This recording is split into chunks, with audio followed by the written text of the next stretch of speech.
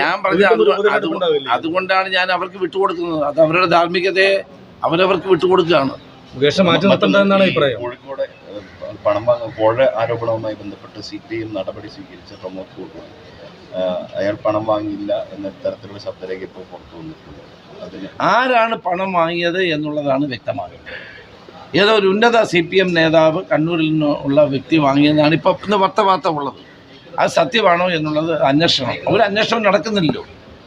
അന്വേഷണം നടത്തി വസ്തുതകൾ പുറത്തു കൊണ്ടുവരണം. ചെറിയൊരു കാര്യമല്ല.